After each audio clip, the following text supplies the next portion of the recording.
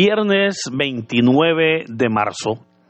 Hermanos, un privilegio el poder saludarle y compartir la palabra de Dios en este día viernes, parte de la Semana Santa, conocido entonces como Viernes Santo o Viernes de la Pasión del Señor. Un saludo en la distancia. Mire, este día, la celebración o las celebraciones que se hacen no corresponden a la Santa Eucaristía, ¿verdad? Este día las celebraciones incluyen solamente la liturgia de la palabra, la adoración de la cruz y la Sagrada Comunión, ¿verdad? Porque hoy pues estamos conmemorando el sacrificio de nuestro Señor Jesucristo en la cruz.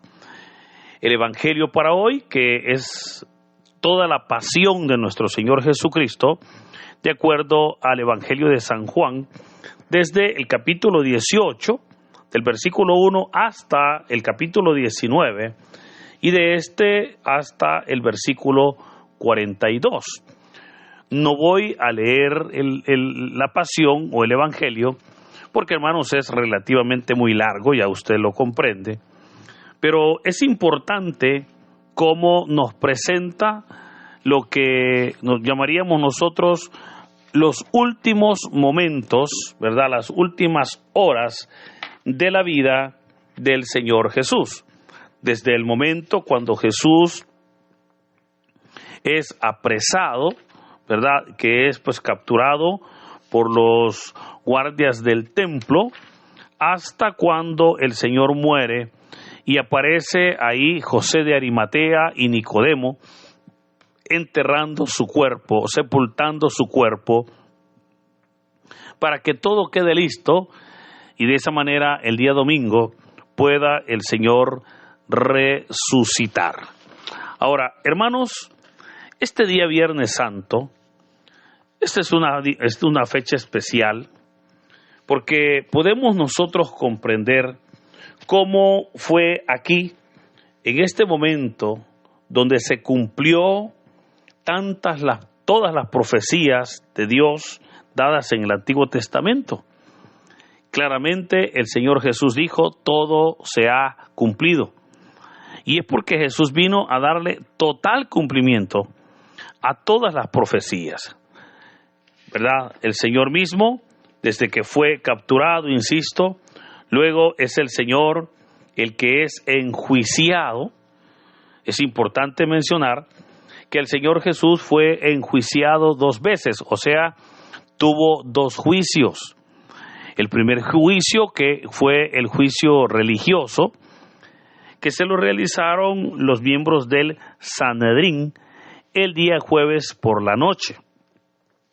Y el segundo juicio, que fue el juicio político, que fue realizado por Poncio Pilato. Ahora, ¿por qué razón tuvo que ser así, 2 juicios? Y fue porque recordemos que el Imperio Romano había invadido a Israel. Pero el Imperio Romano tenía algunas cualidades, y es que ellos no se entrometían en los temas religiosos o en los temas de los dioses o de las religiones de los pueblos que ellos conquistaban. Ellos dejaban en libertad a los pueblos para que siguiesen creyendo o adorando a sus dioses. Claro, los romanos tenían sus dioses también, pero no los imponían, ¿verdad? Y tampoco estaban en contra. Entonces, cuando ellos invadieron Israel, no desarticularon el Sanedrín, al contrario, ahí los dejaron para que ellos regularan la parte religiosa y obviamente la parte política, la parte económica, la parte legal era pues regulado por el Imperio Romano. Ahora aparece ante el Sanedrín que Jesús es su enemigo. Ellos entonces hacen el negocio, ¿verdad?, con Judas. Judas les ofrece entregárselos, se los entrega por 30 monedas de plata y realizan ellos lo que se llama el juicio religioso. Al principio le van a presentar testigos falsos, pero finalmente va a ser Caifás, el sumo sacerdote, el que le va a preguntar directamente al Señor Jesús y le va a decir: tú eres el Hijo de Dios, tú eres el Mesías. Y el Señor le va a responder: sí lo soy. Y dentro de poco tú me vas a ver sentado a la derecha del Padre. Cuando Jesús dijo eso, para ellos era considerado una blasfemia, porque Jesús estaba diciendo que Él era Dios. Por supuesto que el Señor Jesús no mentía, pero ellos pues no entendieron eso, ¿verdad? No entendieron que Jesús era Dios, y por lo tanto para ellos fue una blasfemia. Y la blasfemia, de acuerdo a la ley de Moisés, se pagaba con la muerte. Ante eso, ellos dicen es reo de muerte, pero no podían ejecutar ninguna muerte porque, insisto, eran una nación invadida por otra. O sea, el Imperio Romano era quien tenía la autoridad para decretar muerte a una persona. Hoy entonces el Sanedrín debe de llevárselo a Poncio Pilato para que sea Poncio Pilato el que lo enjuicie y obviamente lo condene. Ellos lo llevan a Poncio Pilato, pero ya no le presentan la misma acusación, porque a Poncio Pilato no le interesaba el saber de que Jesús era rey o que Jesús era el Hijo de Dios. Eso a Poncio Pilato no le interesaba para nada. Por eso, cuando se lo presentan a Poncio Pilato, le cambian el delito o le cambian la acusación. Y ante Poncio Pilato se lo presentan como rey. Eso sí ya le interesaba a Pilato, porque el decir que Jesús era rey era entonces estar obviamente en oposición a Herodes, que era en ese momento el rey, ¿verdad?, de Galilea. Pero no podían haber dos reyes. Entonces ahí es donde obviamente eso ya significaba un delito, y era el delito de sedición. Se lo presentan a Poncio Pilato. Pilato de entrada decide enjuiciarlo, pero no encuentra causa justa para dar muerte. Pero ahí es donde se ve chantajeado por las autoridades, especialmente por el sumo sacerdote, cuando le dicen: si no condenas a este hombre, no eres amigo del César. Y él, por cuidar, ¿verdad?, sus amistades, por cuidar su poderío, por cuidar ese respaldo, decide finalmente dar sentencia de muerte. Lo toman los soldados, lo llevan rumbo al lugar de la calavera.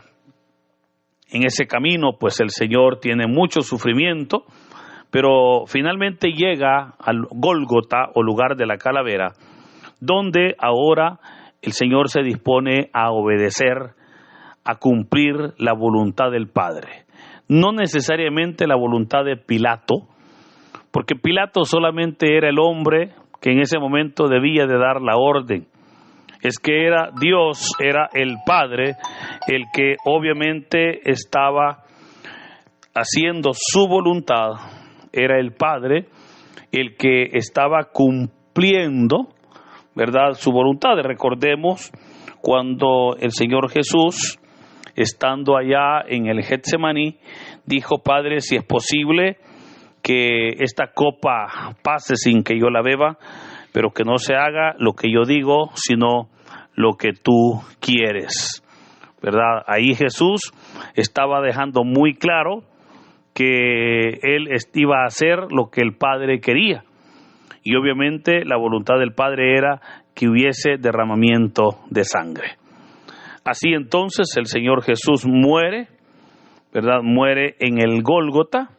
Aparecen dos discípulos, José de Arimatea y Nicodemo, quienes acompañan a la Virgen María para poder bajar el cuerpo de la cruz y obviamente darle una sepultura digna.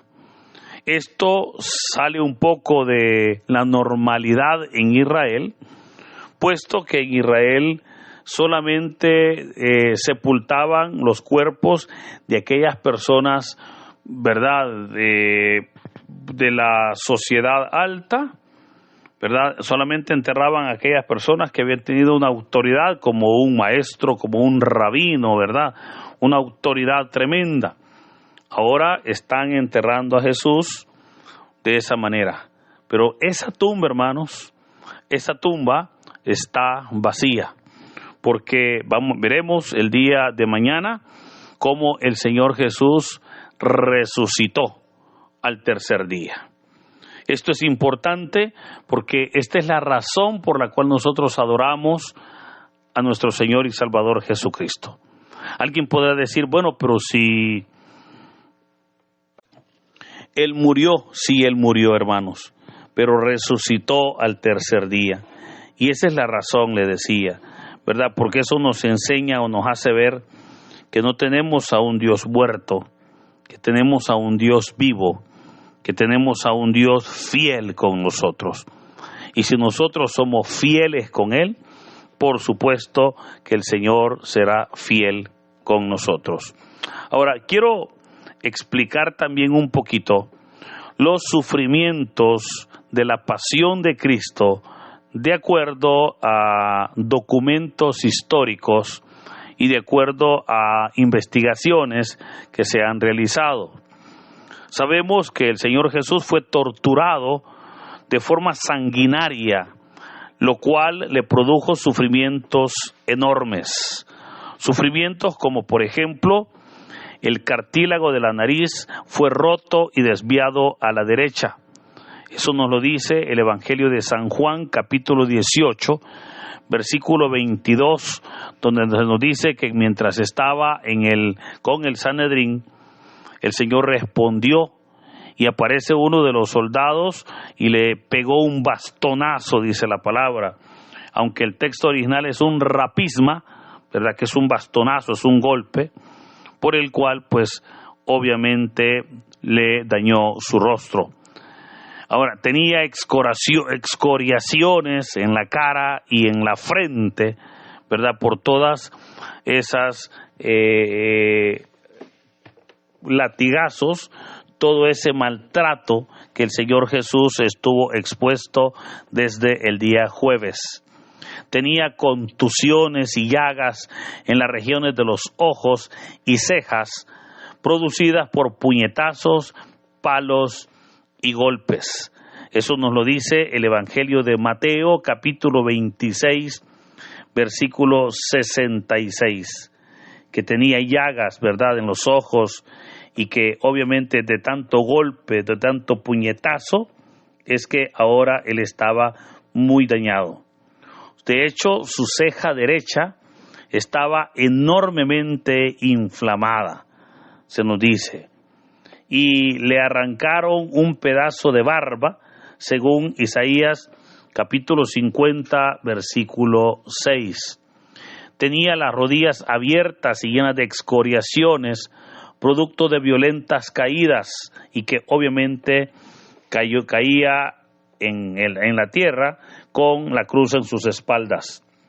En la cabeza y nuca, hermanos, tenía más de 50 perforaciones producidas por la incrustación de una corona de espinas penetrante. Esto también es importante porque esta corona que le hicieron a Jesús, hermano, no fue como esas coronitas, ¿verdad?, que hoy se nos presenta. Al contrario, esta corona era de tipo oriental, o sea, en forma de casco, y era de espinas que realizaron esa corona. Entonces, eso obviamente producía, ¿verdad?, en la parte del cuello, en la parte de la cabeza, tenía más perforaciones que lo normal. Fue salvajemente azotado, recibió un aproximado de 117 latigazos en todo su cuerpo, a excepción del pecho, donde se alojaba el corazón. El látigo utilizado tenía nombre, se llamaba flagrum taxilatum, y medía entre 35 y 45 centímetros, y tenía pequeñitas bolas de plomo o huesitos al final. Estos al caer se incrustaban en la piel del flagelado. En la crucifixión se introducían a martillazos en las muñecas del condenado clavos de 15 centímetros de largo. En los pies se incrustaba uno solo. Así, la muerte se producía por asfixia, ¿verdad? Por asfixia. Por eso, queridos hermanos, cuando mencionamos todo esto, es para que nosotros tengamos claro, mire, que la muerte del Señor Jesús verdaderamente fue una muerte dura, pero que a través de esa muerte verdaderamente podemos nosotros ser salvados. Ahora, se nos dice finalmente que tenía el ojo derecho saltado debido a esos bastonazos que ya decíamos. El brazo derecho lo tenía desgastado, pues al crucificado se lo jalaban, ¿verdad? O al Señor, pues al momento que lo crucificaron, se lo jalaron demasiado para que su muñeca llegara al agujero que tenían ya las cruces para hacer ejecuciones en ella. Hermano, ante todo esto, creo que hoy es cuando podemos nosotros comprender verdaderamente esa misericordia del Señor Jesús. Porque vea, se nos presenta cómo el Señor sufrió, cómo el Señor finalmente pues deja de padecer, muere, pero lo hermoso es que al tercer día el Señor resucitó. Y esa resurrección es la cual sirvió para que recibiera todo honor, toda honra, toda gloria y toda alabanza. Por eso, hermanos, creo que en este Viernes Santo alegrémonos en el Señor. Mire, no estamos celebrando la muerte de Jesús, porque al contrario, el Señor Jesús vive, y vive para honrar y glorificar el reino de Dios, su Padre. Pero esa vida del Señor Jesús es para acompañar a la iglesia. Por eso hoy, como iglesia, ¿verdad?, asistamos a los templos, vamos a participar de las diversas actividades. Vayamos, participemos del Vía Crucis, participemos de los santos oficios, porque recordemos que es ahí donde recibiremos nosotros esa enseñanza, ese aprendizaje sobre el plan de Dios y obviamente el sacrificio de Jesucristo en la cruz del Calvario.